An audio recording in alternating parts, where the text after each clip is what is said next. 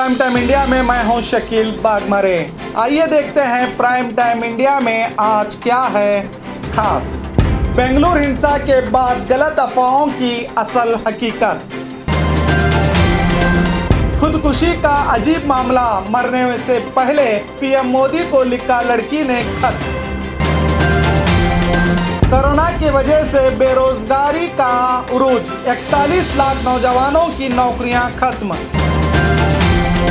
देश में कोरोना के हालात और आज क्या हुआ दुनिया भर में खास।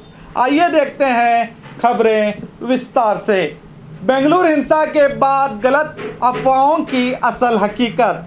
जैसे कि आप सभी जानते हैं कि बेंगलुरु हिंसा किस लिए फैली और फैलने की वजूहात क्या थे। अब सोशल मीडिया पर अफवाहें फैल रही हैं कि जिसमें हिंदुस्तान टाइम्स जैसे अखबार ने भी लिखा कि पुलिस पर 60,000 की भीड़ ने पत्थरबाजी की थी। इस रिपोर्ट के जरिए ये गलत आंकड़ा Calcutta Tribune, Swaraj, the free press journal और भी कई अखबारों ने यह गलत खबर छपाई। दरअसल ये अफवाह एक चश्मदीद शरीफ नाम के एक व्यक्ति की वजह से फैली, जो पुलिस का साथ देते हुए भीड़ को काबू कर रहा था। असल में पुलिस के मुताबिक संख्या 60,000 तो क्या 1,000 के आसपास भी नहीं थी। दक्कन हेराल्ड के मुताबिक विधायक श्रीनिवास मूर्ति ने खुद दावा किया था कि तकरीबन 4,000 के करीब भीड़ ने उनके घर पर हमला किया था। इस हादसे की रिपोर्ट में केजीएलई पुलिस द्वारा 600 लोगों की बात कही गई है बस। वहीं मिरर नाउ अखबार ने 1500 लोगों की बात कही है। इन आंकड़ों का खुलासा करना इसलिए ज़रूरी है कि एक गलत फेसबुक पोस्ट से कितनी हिंसा भड़क सकती है, तो आगे चलकर किन हालात में क्या हो सकता है ये सोचना चाहिए। अगली अफवाह भी बेंगलुरु हिंसा से ही जुड़ी है। बताया जा रहा है कि नवीन का पोस्ट एक मुस्लिम व्यक्ति बशीर के ट्वीट का जवाब था, जिसमें बशीर ने हिंदू देवी देवताओं और पीएम मोदी के बारे में गलत टिप्पणी की थी, मगर ये बात अभी सरासर गलत बात साबित हुई है। असल में जो बशीर का स्क्रीनशॉट सोशल मीडिया पर बताया जा रहा है वो 2 साल पुराना 16 जून 2018 का है। उस वक्त उस पोस्ट पर बशीर पर कानूनी कार्रवाई भी की गई थी। अब सोशल मीडिया पर वक्त बिताने वालों को सोचना चाहिए कि किसी भी खबर को लाइक या शेयर या पोस्ट करने से पहले सोचना चाहिए कि खबर सही है या गलत। समंदर जैसे सोशल मीडिया में कई गलत और भड़काने वाले हज़ारों पोस्ट होते हैं, इसीलिए फैक्ट की पड़ताल करें, वरना जज्बात में किए गए पोस्ट की वजह से जेल की चक्की भी पीसनी पड़ सकती है। खुदकुशी का अजीब मामला, मरने से पहले पीएम मोदी को लिखा लड़की ने खत।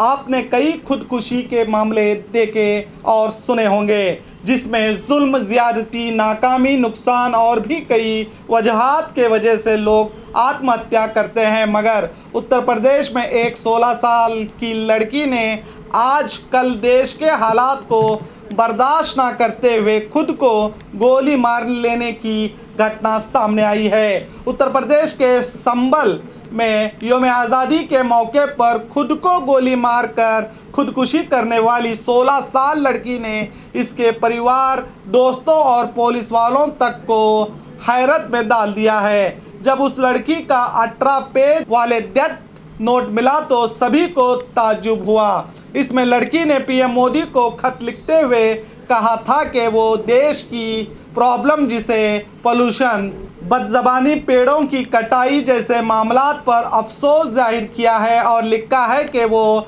हमेशा पीएम मोदी से मिलना चाहती थी और इन मामलात पर अपने ख्यालात पेश करना चाहती थी। लड़की ने मजीद लिखा है कि पीएम को बढ़ती हुई आबादी को रोकने और दिवाली के दौरान पटाखों पर पाबंदी, होली पर केमिकल रंगों पर रोक और बुजुर्ग लोगों के साथ होने वाले बुरे बर्ताव और उनकी परेशानी का भी जिक्र किया है और लिखा है, मैं ऐसी जगह नहीं रहना चाहती जहां बच्चे अपने माँ बाप को ओल्ड एज होम भेज देते हैं। परिवार वालों ने इस खत को लड़की की आखिरी ख्वाहिश के तौर पर मुकामी इंतज़ामिया को देते हुए दरख्वास्त की है कि ये खत पीएम मोदी तक पहुँचे।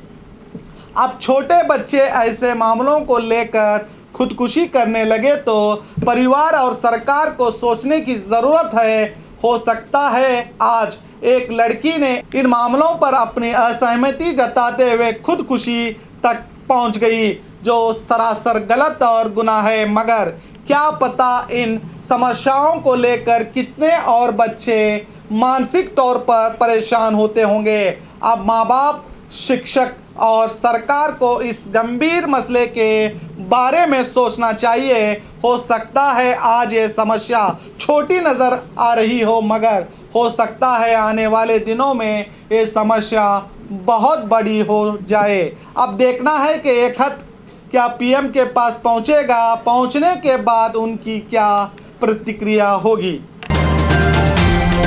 कोरोना की वजह से बेरोजगारी का उरूज, 41 लाख नौजवानों की नौकरियां खत्म। कोरोना ने देश में अमन, चैन, सुकून, सेहत के साथ साथ अब नौजवानों की नौकरियां भी छीन रही है। देश में लोग बड़े पैमाने पर बेरोजगार हो रहे हैं। 50,000 से ज़्यादा लोग इस बीमारी से हलाक हो चुके हैं।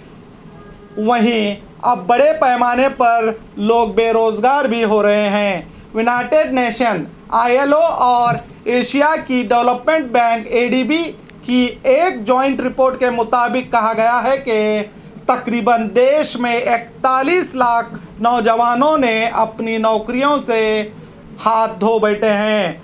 रिपोर्ट के मुताबिक सबसे ज़्यादा नौकरियां कंस्ट्रक्शन और एग्रीकल्चर विभाग में गई हैं। रिपोर्ट के मुताबिक एशिया और इंडिया ओशन के लोग ज़्यादा प्रभावित हुए हैं।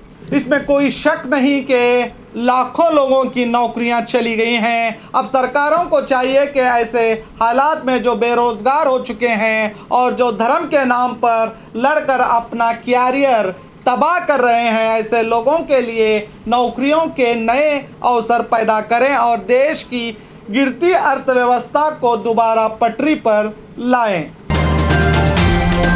देश में कोरोना के हालात। मुल्क में कोरोना से पिछले 24 घंटे में 64,000 से ज़्यादा मामले रिपोर्ट हुए हैं। अब देश में कोरोना मरीजों की कुल संख्या बढ़कर 27,67,000 को पार हो गई है। इस दौरान ठीक होने वालों की संख्या बढ़कर 60,000 से ज़्यादा हो गई है। अब सेहतमंद होने वालों की संख्या बढ़कर 20 लाख के पार पहुंच गई है। देश में अब एक्टिव केस की संख्या 6,76,000 हुई है।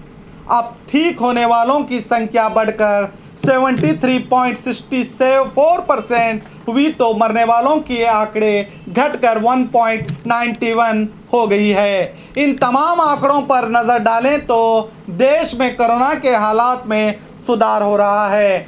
हम उम्मीद कर सकते हैं कि आने वाले कुछ महीनों में देश कोरोना को हरा देगा। आज 19 अगस्त है। चलिए जानते हैं आज क्या हुआ था दुनिया भर में खास। 19 अगस्त आज का दिन वर्ल्ड फोटोग्राफी डे के तौर पर मनाया जाता है। ये उन लोगों को समर्पित किया जाता है जिन्होंने खास लम्हों को फोटोज़ में कैद करके उन्हें हमेशा के लिए यादगार बनाया है। आज ही के दिन 1993 में हिंदी और बंगाली फिल्म के मशहूर अभिनेता और निर्देशक उत्पल दत्त का निधन हुआ था, जिन्होंने अपने अभिनय से करोड़ों लोगों का दिल जीता था। आज ही के दिन ईस्ट इंडिया कंपनी द्वारा 1767 में कलकत्ता के टकसाल में 1 रुपये का सिक्का बना था। ईस्ट इंडिया कंपनी द्वारा बनाए गए इस सिक्के को सबसे पहले बंगाल के मुगल प्रांत में चलाया गया था। आज ही के दिन 1966 में तुर्की में एक भयानक भूकंप आया था, जिसमें तकरीबन 2400 लोग मारे गए थे। और खबरों के लिए देखते रहिए आपका अपना B news nation prime time India.